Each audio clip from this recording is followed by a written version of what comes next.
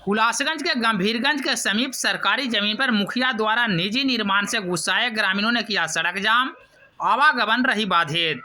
दरअसल मामला हुलासगंज थाना क्षेत्र के केऊर पंचायत अंतर्गत गंभीरगंज गांव का है, जहां जीविका कार्यालय के निर्माण के नाम पर पंचायत के मुखिया पति से आक्रोशित ग्रामीणों ने हुलासगंज खुदाईगंज मुख्य सड़क को जाम कर दिया, जिसके कारण सड़क पर 2 घंटों को लेकर आवागमन बाधित हो गए।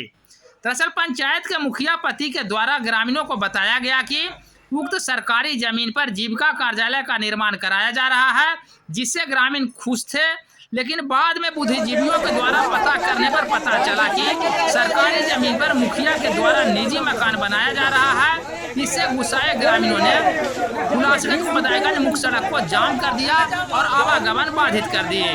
बाद में सूचना पाकर अंचलाधिकारी एवं थानाध्यक्ष के पहुंचने के बाद समझाने बुझाने के बाद ग्रामीण माने और सड़क जाम को हटाया।